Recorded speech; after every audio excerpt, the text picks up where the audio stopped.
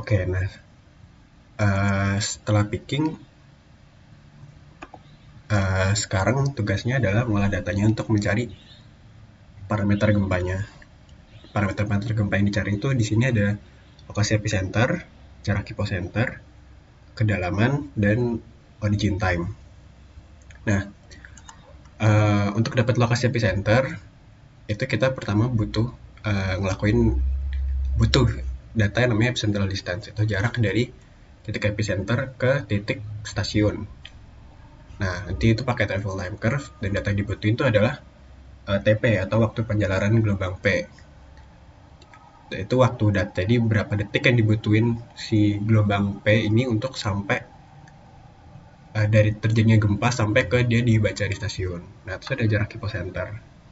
Ini kalian bisa pakai salah satu aja sebenarnya, atau kalian pakai tiga-tiganya juga boleh. Tapi yang jelas data yang dibutuhin adalah TS, TP, dan atau FS dan VP gitu. Nah, selanjutnya kedalaman. Nah, kedalaman ini aproksimasinya itu adalah bisa dicari dengan di Pythagorasin aja antara hypocentral distance, focal depth, sama epicentral distance. Jadi untuk dapat kedalaman kalian bisa dapat dengan hypocentral distance dan epicentral distance. Nah, origin time itu pakai Wadati diagram yang udah ada kan di PPT-nya Bu Ana kemarin dijelasin. Nah, waktu datang ini yang dibutuhkan kan jadi kita mau ngupload antara waktu kedatangan P dan perbedaan waktu antara perbedaan waktu gelombang sampainya dia tuh antara gelombang P dan gelombang S gitu. Nah, jadi origin time ini adalah di jam berapa si gempa itu dia datang gitu kan. Bukan datang tapi terjadi gitu. Nah, jadi kan karena kita untuk mencari lokasi epicenter ini kan, jadi ketika kita picking nanti misalnya gelombang P kita datang di jam misalnya jam 10 lewat 5 menit gitu. Nah, tapi kan kita nggak tahu kan gempanya itu terjadi di jam berapa gitu. Nah, tujuan itu makanya, sedangkan untuk menghitung TP atau waktu penjalanan gelombang ini kita butuh tahu waktu terjadi gempanya itu kapan gitu. Nah, jadi pertama kita kita pertama perlu nyari origin time dulu. Setelah dapat origin time baru kita nyari lokasi epicenter. Setelah dapat lokasi epicenter kita baru nyari jarak hipocenter. Setelah dapat jarak hipocenter baru kita ngitung kedalaman daripada gempanya. Nah, jadi setelah kalian picking, nanti kalian kan dari setiap stasiun itu kalian catat gitu, boleh di Excel. Kalian catat untuk tiap gelombang itu di jam berapa kalian ngepick gelombang P-nya dan gelombang S gitu. Kayak di sini dicontohin ini gempa yang beda ya. Itu ada di sekian kan jam 7, 42, 46. Terus arrival-nya gelombang S-nya di pick di jam segini gitu. Terus kalian kumpulin semua total di 25 station itu. Terus kalian catat. Terus ini adalah latitude sama longitude dari gelombang gempanya. Itu ya, ada di Wilbur ya. Nah, ini contoh gempa yang gue pakai. Ini ada di sini kan ada datanya. Nah, ini ada latitude sama longitude-nya, ini dicatat aja. Di sini juga ada distance sama, ya ini data sisanya ini abaikan aja. Nah, selanjutnya kan kita sesuai dua data diagram ini kita butuh ngeplot antara arrival time of P sama time difference buat nyari origin time. Itu origin time ini kan TO atau si titik intercept daripada ini kan waktu kedatangan P ya, waktu kedatangan P gitu. Nah, jadi ketika terjadi gempa kan pasti selisih antara gelombang S dan gelombang P itu kan pasti nol kan, karena ya pas mereka baru aja terjadi gitu kan, jadi belum ada T-nya gitu, jadi pasti ya nol gitu kan. Nah, terus arrival time of P ini apa? Arrival time of P ini jadi yang kita plot ini bukan waktu kedatangan gempanya, bukan waktu kedatangan gempa, tapi adalah ya di jam berapa aja di jam berapa kita ngepick gitu. Jadi ini yang sumbuye ini nggak terus tergantung daripada terjadinya gempa gitu. Jadi sumbu Y ini adalah TP di sini ya. TP di sini itu adalah di jam berapa kita ngepick gelombang gempanya. Tapi nanti ketika kita ngitung jarak epicenter dan jarak epicenter, definisi TP itu adalah berapa detik waktu yang diperlukan si gelombang P itu merambat. Nah, kan udah dapet ini ya. Nah, tapi ini kan uh, terlalu, kalau misalnya kita ngupload 7 jam gitu, kan beda-bedanya kan tipis-tipis ya, kecil-kecil, cuma beda 10 detik, 5 detik gitu kan, atau 100 detik lah. Nah, kalau kita ngupload pas 7 jam gitu kan bakal ribet ya, bakal gede banget gitu. Jadi kita kita kurangin aja gitu, kita ambil reference point hanya buat ngupload, ambil aja sekitar 2-3 menit daripada si gelombang gempa paling cepat gitu. Misalnya di sini ambilnya beberapa menit aja ya, terserah sih, bebas ini, terserah kapan. Sorry. Jadi ambil aja misalnya reference point-nya adalah 7.40 gitu. Salah, nggak usah pakai sama dengan. Nah,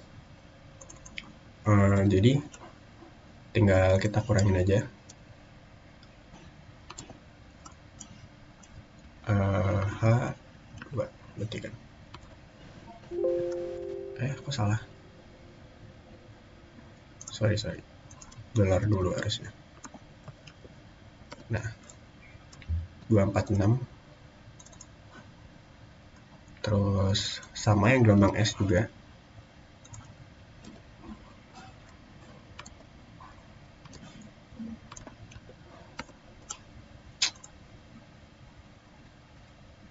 Kok nggak bisa? Kan H2, kurang, salah. Minus. Nah, jadi ini didefinisikan bahwa ini cuma buat perlu keperluan keplotnya aja biar biar gampang gitu kan. Nah, jadi si gelombang P ini yang akan kita plot itu jadi 2 menit 46 detik daripada si 740 ini. Ini cuma buat reference point aja supaya dia kita ngeplotnya nggak terlalu jauh gitu. Kalau misalnya 7 jam kita ubah ke detik kan nanti kita ngeplotnya jadi jauh banget kan. Ini biar kecil aja. Terus kita ubah aja jadi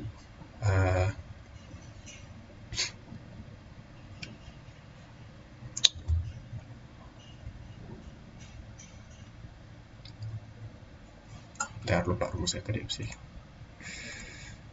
18 dikali kali 86400. Oke. Nah, selanjutnya ini kan udah dalam jam ya. Nah, selanjutnya kita ubah ke detik. Ini tinggal dikali aja 86400. Terus ini diubah ke number. Nah, sama. Kenapa 86400? Karena satu hari itu ada 86, satu hari itu 86.400 detik.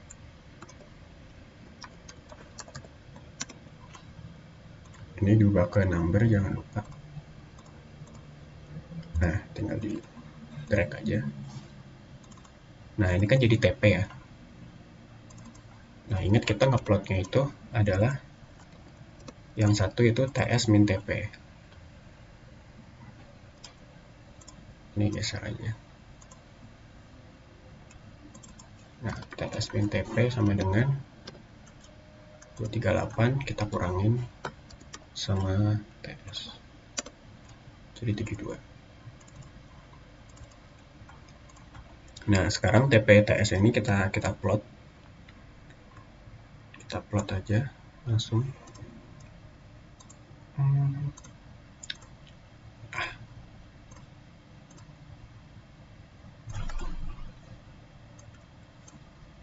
Nah, kita plot pada tiga alami.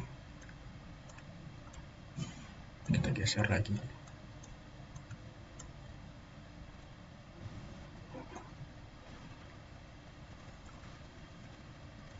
Terus kita cari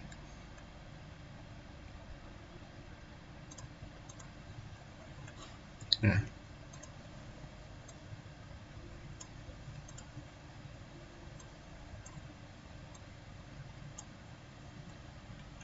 Di sini TS min TP adalah 0,8084-nya, dapat persamaannya kayak gini. Nah, kalau dilihat tadi kan jadi TO ini adalah titik di mana Y sama dengan 0 kan.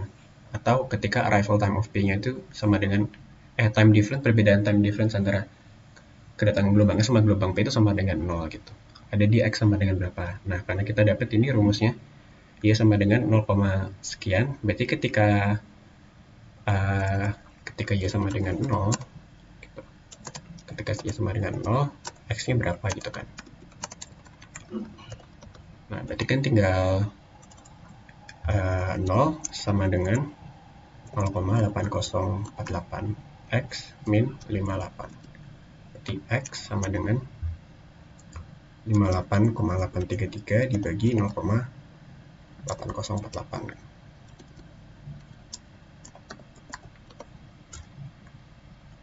Nah, ini tinggal kita hitung 58,833 per 0,8048. Nah, jadi dapat 73 detik kan. Nah, 73 detik ini tadi kan kita plot relatif terhadap 740 gitu.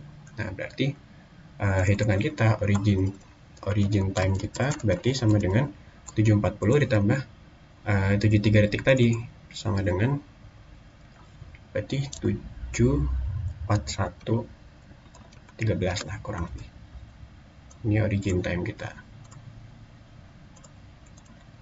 Nah, kalau kita bandingin sama di ini, hasilnya kurang lebih sama kan, mirip lah.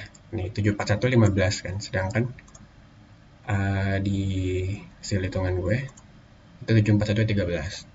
Jadi ini kalian catat di hitungan kalian berapa, 741 13. Di Wilbur itu hasilnya berapa gitu. Gak masalah kalau misalnya hasilnya beda gitu ya. Kayak ya udah beda juga nggak apa-apa gitu, kayak kalian nggak harus hasil itu sama gitu, karena kan ini kalian cuma pakai data 25 gitu kan. Di sini gue cuma pakai 25 data, jadi makin banyak datanya bakal makin mendekati, tapi nggak usah terlalu banyak juga. Nah, selanjutnya setelah kita dapat origin time, kita bakal ngitung parameter selanjutnya, yaitu jarak epicenter. Nah, jarak epicenter ini dihitung dengan namanya travel time curve. Nah, ini sebenarnya ada banyak ya. Ada banyak kan. Nah, ini kita ambil satu aja. Ini namanya travel time curve IASP 91. Nah, jadi terus gimana cara dapatnya? Sebenarnya gampang aja.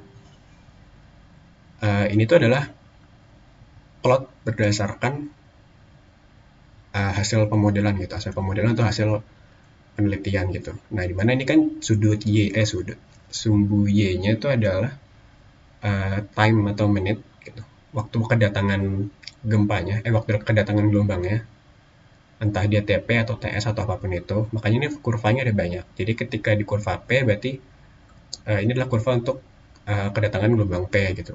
Ini kurva PP berarti untuk kedatangan gelombang PP gitu. Ya, fase PP ya maksudnya. Nah, kita perlu ambil salah satu aja antara gelombang P atau gelombang S, karena kita ngeplotnya ngepiknya cuman gelombang P atau gelombang S.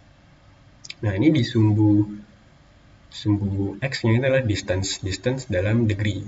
Distance dalam degree ini maksudnya jadi adalah jarak epicenternya tapi dalam sudut gitu, angle. Nah, kenapa bisa dalam sudut? Karena distance between two points.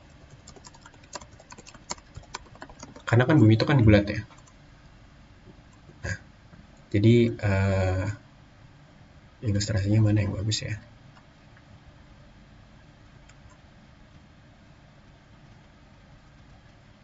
Nah, kurang lebih kayak gini lah. Nih, jadi misalnya epicenter kita di Q, terus lokasi kita di P, stasiun kita di P gitu. Nah, ini kan dia bakal ngebentuk lengkungan kan. Nah, lengkungan ini yang kita deskripsikan dalam derajat. Makanya dia jawabannya distance-nya itu in degree. Nah, satu lingkaran kan 360 derajat. Nah, terus lingkaran bumi itu sekitar, coba kita cari ya, diameter bumi. Diameter bumi itu, bukan diameter bumi, tapi keliling bumi itu sekitar 40.075 km gitu. Nah, berarti tinggal 40.075 dibagi 360 sama dengan 111. Nah, jadi setiap 1 derajat itu sekitar 111,3 km ya. Nah, jadi ini ntar dapatnya berapa tinggal dikali 111 km. Nah, tadi sesuai gelombang P yang kita dapat gitu. Misalkan ini untuk NNA ya, misalnya stasiun NNA. Dapat nih TP-nya adalah 166 detik, artinya si gelombang P butuh waktu 166 detik dari terjadinya gempa sampai dia sampai di stasiun NNA itu dia butuh 166 detik. Nah, terus kita plot aja. Kira-kira di 166 detik dia tuh distansinya berapa gitu. Kita cocokin sama kurvanya. Nah, tapi ini kan kurvanya kalian kalau ya ini kurvanya ini kan berbentuk gambar gini ya. Nah, ini dia ngasih tabelnya juga. Ngasih tabelnya ini bisa kalian plot sendiri. Tapi jangan lupa ini dia masih dalam menit ya. Ini waktunya dalam menit gitu. Jadi perlu kalian ubah ke second dulu. Nah, plotnya biasa bebas, kalian mau ngeplot sendiri boleh, tapi kayak ini gue udah ngambil contoh salah ini. Misalkan ini ya, ini gue plot di graphing calculator lah banyak. Ini gue pakai Desmos. Nih, gue plot kayak gini, kayak ini tapi untuk yang gelombang P ya. Nih, jadi kayak gini kan, ini kan gelombang P nih. Nah, mirip kan. Nah, ini diinterpolasi aja kalau di sini bisa. Nah, terus sorry. Kenapa kakus? Nah, ini karena ini kalau ini sebelumnya tabelnya ini udah gue ubah ke detik ya, tapi kalau kalian mau dalam menit sih terserah sih, bebas aja. Tapi kalau ini kan di 1 menit 5,8 detik gitu kan, jadi 65 detik lah kalau misalnya dia gini nih. Nah, kalau ini kan gue biar lebih gampang gue ubah ke detik. Nah, jadi tinggal kita cari aja. 166 detik gitu kan. 166 detik tuh berarti sedikit tuh. Tinggal kita bisa sih kalian cocokin satu dari sininya ya, atau kalian bisa gini aja. Berarti kan ketika y-nya sama dengan 166 detik, x-nya berapa gitu kan, yang berpotongan dengan kurva. Tinggal y sama dengan 166 gitu kan. Nah, terus ini kita break aja, set. Sekitar berapa nih? 11,8 ya.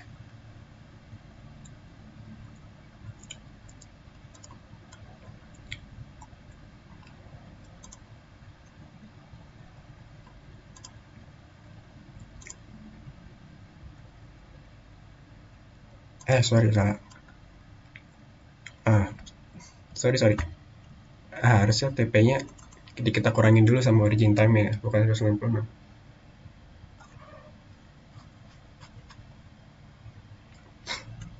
Nah, jadi jadi TP-nya kita revisi. TP-nya itu jadi 166 dikurangi ini intercept tadi 73. Karena kan dari 166 masih terhadap 740 kan. Nah, sekarang kita mau hitung TP-nya berdasarkan hitung dari origin time. Kita tinggal 106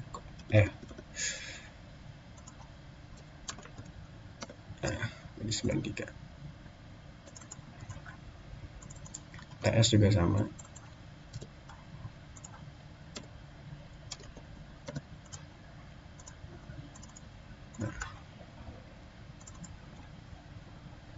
Ini dari ref point.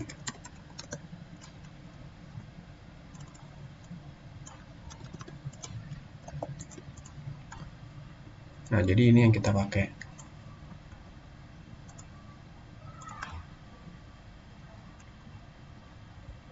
Ini TPRF gitu ya. Ini juga masih TS graph. Nah, tadi kan 93 kan. Jadi 93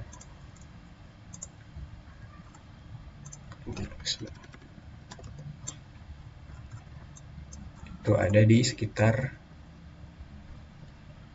6,476 gitu. Berarti kan 6,476 degree. Ini gue masih dalam degree ya.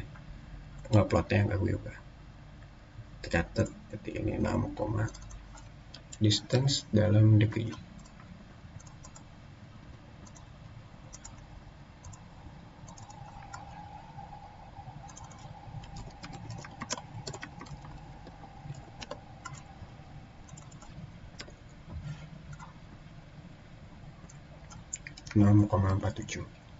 Masih pakai.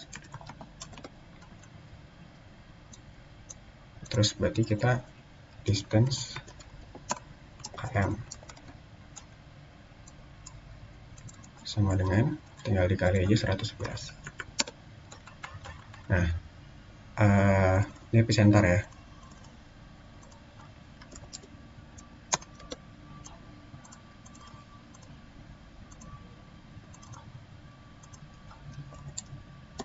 Jangan lupa ini adalah epicentral distance, bukan epicentral distance.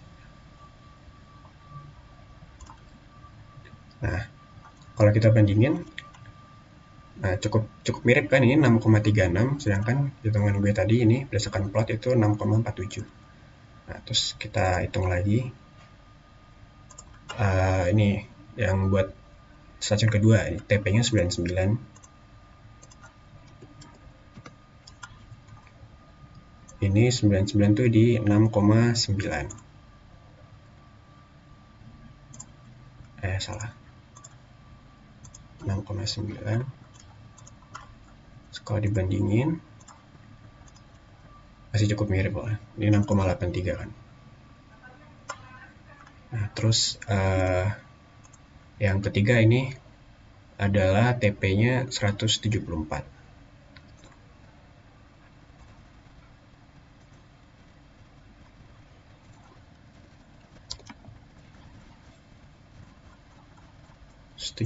Itu distance-nya 12,39. Masih mirip. Pas kan 12,4. 12,4 tinggal kita kali. Nah, ini kita dapat jarak epicenter. Nah, ini kalian lanjutin terus sampai ke 25 gitu. Semua stasiunnya. Nah, habis itu kan kita udah dapat epicenter distance. Nah, sekarang kita mau nyari lokasi epicenternya dengan teknik metode yang namanya triangulasi. Nah, ini kalian search saja, nanti gue kasih linknya, namanya earthquake triangulation. Nah, kan udah dijelasin ya cara triangulasi kemarin seharusnya di kelas. Nah, terus kita langsung masukin aja stationnya. Station 1 sesuai latitude sama longitude daripada ini kita. Nah, ini kan min 11,99 sama 76,84. Ini kayak gini aja.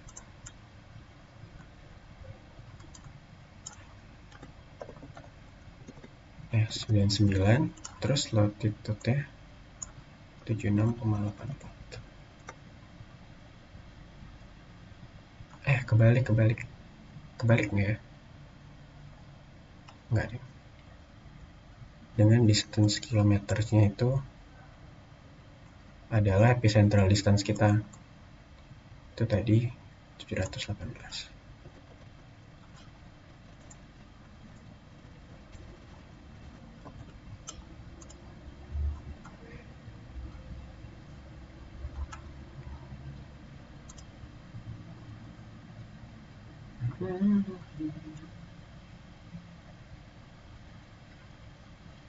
Oh, salah, ini saya min 76,84.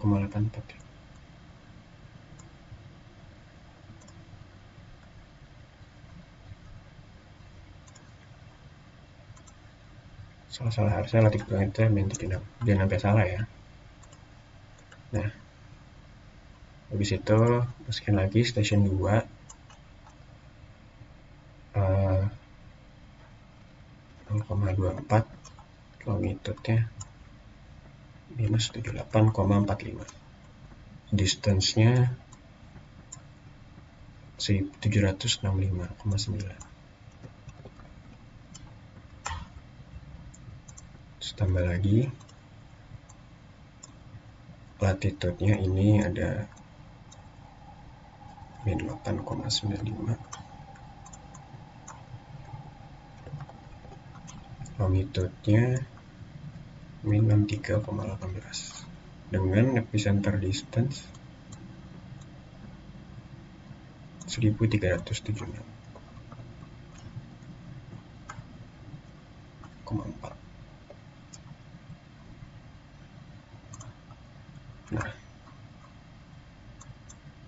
Nah, kan udah dapet nih. Nah, kalian tapi Buana minta buat kalian masukin data sebanyak-banyaknya gitu. Jadi ini gue cuma masukin 3. Sebenarnya tergantung akurasi data kita juga. Tapi makin banyak lingkarannya nanti kalau sectionnya itu makin kecil gitu atau makin akurat gitu. Jadi kalian harus masukin 25-25-nya sih atau sebanyak mungkin lah. Mungkin gak harus 25-nya tapi harus banyak. Paling nggak mungkin 5 atau 10. Ini gue yang ambil 3 aja karena minimal supaya bisa 3 kan. Nah, jadi kan ini kan radius misalnya ini ya. Terus lingkaran ini kan menunjukkan kemungkinan karena kita kan cuma tahu jarak epicenternya, tapi kita nggak tahu arahnya itu dari mana, lokasinya itu di mana kan. Nah, jadi kalau pakai ini nih dari Portovello ini yang segitiga pink, oh kemungkinannya itu ada di lingkaran ini gitu. Terus kalau dari berdasarkan segitiga biru ini, oh kemungkinan itu di lingkaran kayak gini.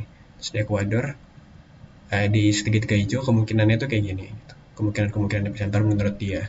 Nah, jadi lokasi epicenternya itu adalah lokasi di mana si perpotongan atau paling mendekati gitu, paling mendekati dari 3 garis ini, yaitu si perpotongan 3 lingkaran ini. Nah, ini makin banyak lingkarannya maka makin mengecil atau mengerucut gitu perpotongannya. Nah, cuman di sini emang nggak bisa, sayangnya tuh di sini di map ini nggak bisa nentuin ini kita mencet lokasinya tuh berapa gitu. Kalau misalnya kebetulan kalian di tempatnya tuh ada lokasi spesifik gitu ya, itu bisa kalian cari aja di Google. Misalnya lokasinya ini nih, misalnya perpotongan kalian tuh munculnya di ini nih, CP Santa Lucia gitu. Kalian bisa Google aja CP Santa Lucia ini koordinatnya berapa. Tapi karena di sini kosong, kalian bisa refund terus masukin aja gitu sampai mendekati. Ini kan berarti tadi itu sekitar, ngira-ngiranya bisa dari sini aja juga nggak apa-apa sih. Min 5,8 sama 75. Ini buat ngira-ngira aja tapi ya. Tapi kalian jangan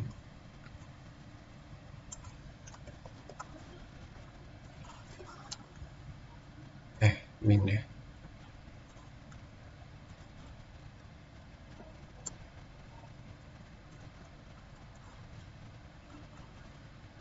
Terus show marker. Jadi ini adalah menurut siapa? Menurut Wilbur, di data Wilbur tuh epicenter di sini. Sedangkan dari hitungan kita tuh ada di segitiga ini kan. Ya udah cukup mirip kan. Kita bisa geser lagi ke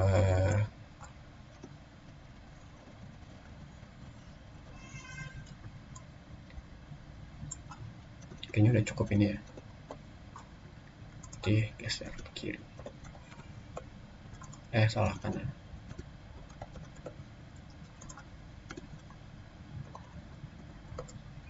Banyak kan. Sampai tengah-tengah, nah kurang lebih gini. Nah, berarti ini sekitar, menurut hitungan kita adalah epicenternya. Epicenter hitungan kita ada di minus 5,81 dan minus 75,9. 19.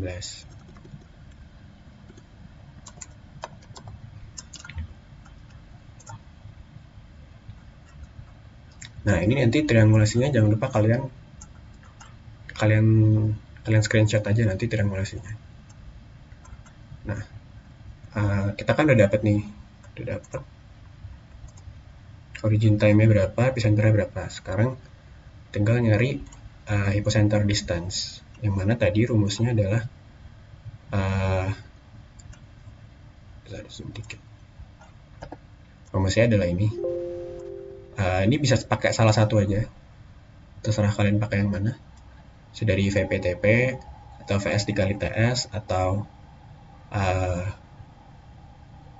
TS dikali atau pakai yang komori konstan ini yang lebih panjang juga kalian nggak apa-apa. Tapi intinya berarti kan kita perlu mengetahui atau kalian hitung tiga-tiganya terus kalian rata-rata gitu, itu juga boleh. Tapi yang jelas nanti kalian harus dokumentasikan kalian tuh ngitungnya pakai apa gitu. Itu nanti harus dijelasin di hasil analisa kalian gitu. Kayak kalian ngitungnya pakai apa, hasilnya berapa gitu.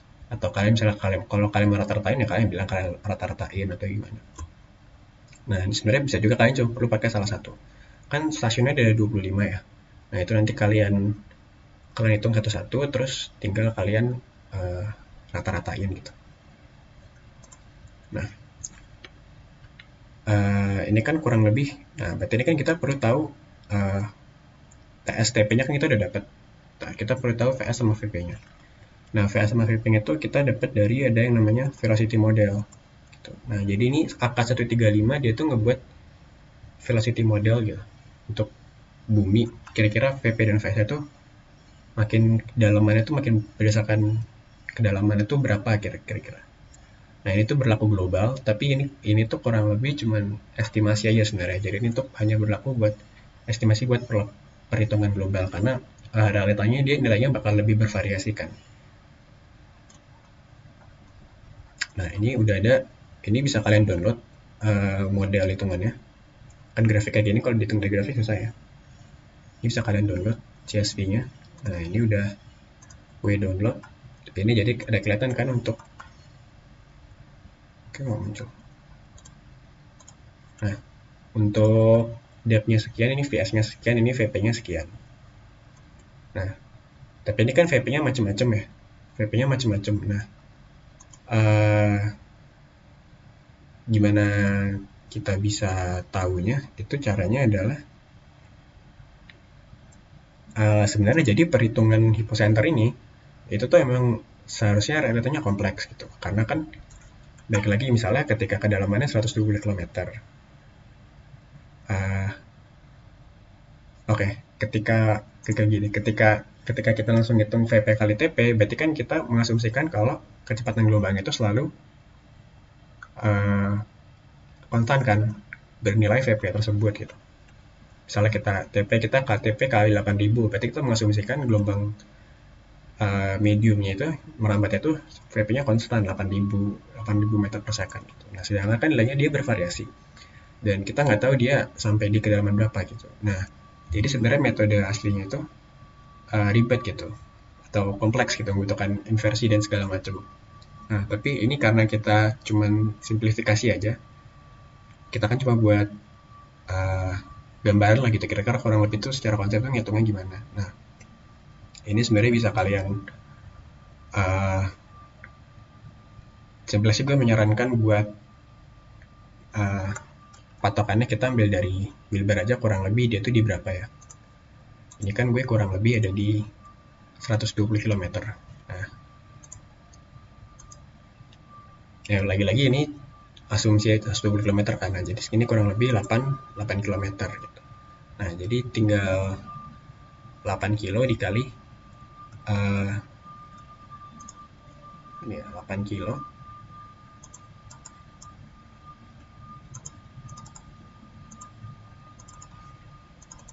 hypo distance sama dengan 8 dikali salah satu aja, ini kan VP ya, 8 dikali TP dapat 744 gitu. Terus nah, Kalau misalnya kalian mau hitung pakai VS juga boleh. Ini typo distance berdasarkan VP. Nah, kalau kalian mau hitung VS-nya juga terus kalian rata-rata juga boleh.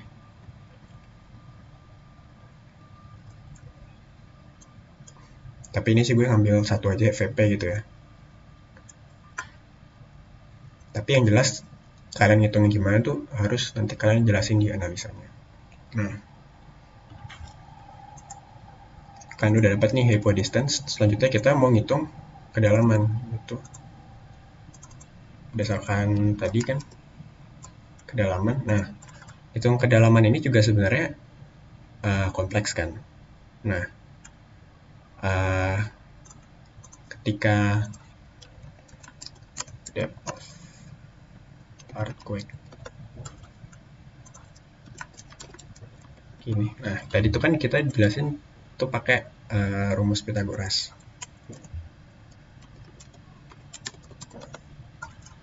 Nah, Pythagoras. Nah, tapi kan kalau Pythagoras gini ini kan asumsinya adalah jarak dari sini ke sini, dari seismometer ke epicenter itu kan lurus. Nah, jadi perhitungan aslinya karena dia tuh melengkung kan, bumi itu kan bulat ya. Nah, jadi perhitungan aslinya tuh dia bakal melengkung, jadi ini tuh benar-benar aproksimasi kasar lah. Dan aproksimasi Pythagoras ini, ya kalau gue jelasin kalau bikin di sini ya, aproksimasi kasar ini Pythagoras ini berlaku ketika kedalamannya itu dia itu agak dalam. Kenapa? Karena kalau misalnya ketika misalnya kedalamannya udah agak dalam nih. Nah, dia bakal kelihatan kan, dia bakal lebih mirip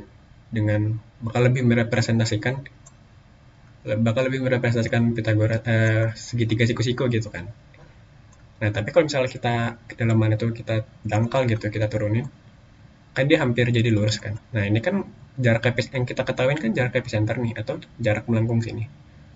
Nah, jadinya jarak ini kan justru dia, ini satu ini jarak epicenter yang melengkung, sedangkan jarak epicenternya lurus gitu. Nah, jadi nilainya bakal nggak make sense lah gitu. Kalau misalnya depth-nya itu, atau bakal makin jauh gitu kalau kedalaman gempanya itu makin kecil. Gitu. Nah, jadi makanya gue menyarankan buat kalian ngambil gempa-gempa yang agak dalam, paling nggak sekitar di atas 80 atau di atas 100 km. Tapi kalau misalnya kalian ngambil yang dangkal juga nggak apa-apa gitu. Tapi nanti ketika hasilnya jauh, kayak kalian ini bisa jadi salah satu penjelasan gitu kenapa hasilnya itu jauh gitu, karena asumsinya makin dangkal makin nggak bisa gitu pakai asumsi Pythagoras. Nah, kita balik ke perhitungannya tadi, berarti depth-nya itu tinggal kita balikan jadi square root dari pangkat 2 tambah epidistance pangkat 2. Nah, ini hasilnya dia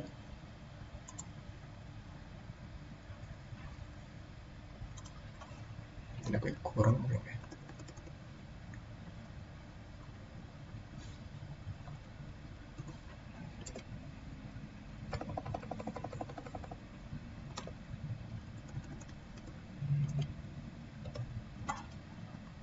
Seribu 34. Oke. Weh, salah ya? Bentar.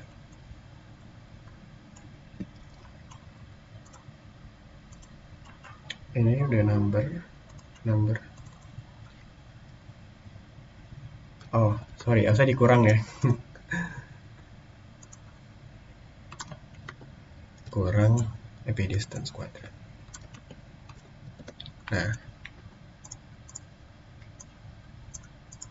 Nah, jadi berdasarkan hitungan gue, ini dia kurang lebih 194, 200, ada di sekitar 190 sampai 200 km kan. Nah, sedangkan hasil aslinya itu adalah 122 km gitu, yang mana hasilnya jauh gitu. Hasilnya jauh kan ya, nggak apa-apa gitu. Tapi baik lagi kan yang udah dijelasin tadi. Nah, jadi sebenarnya hasil kalian tuh salah nggak apa-apa, emang bakal salah pasti. Jadi kalian nggak perlu bingung kalau misalnya nanti hasilnya beda gitu. Nah, tapi yang diminta itu adalah kalian ngejelasin ketika salah tuh alasannya tuh kira-kira kenapa. Nah, ini hintnya tuh adalah sebenarnya saya harusnya dicari tahu sendiri ya, tapi kayak gue kasih hint aja sedikit. Kayak tadi salah satunya adalah uh, penjelaran asumsi Pythagoras itu seharusnya nggak berlaku gitu. Makin itu aproksimasi kasar banget gitu. Alasan selanjutnya itu adalah penjelaran gelombang P itu sebenarnya tuh dia tuh nggak lurus gitu. Kayak misalnya ini contohnya ini ya. Nah, faktornya macam-macam, tapi intinya ya kalau kalian baca-baca lagi dari sini ke sini tuh dia tuh nggak lurus, tapi kayak bisa jadi agak melengkung gitu. Terus juga misalnya ketika dia udah terpantulkan, terus dia bisa jadi ada yang uh, ray path-nya itu beda gitu kan. Misalnya ini PP, kalau ini PP ya, jadi nggak bisa dimasukin. Tapi kayak aslinya itu sebenarnya tuh dia penjalanan gelombangnya tuh nggak lurus gitu. Jadi aproksimasi Pythagoras kita tuh bakal semakin sebenarnya tuh aproksimasi kasar yang jelek lah gitu.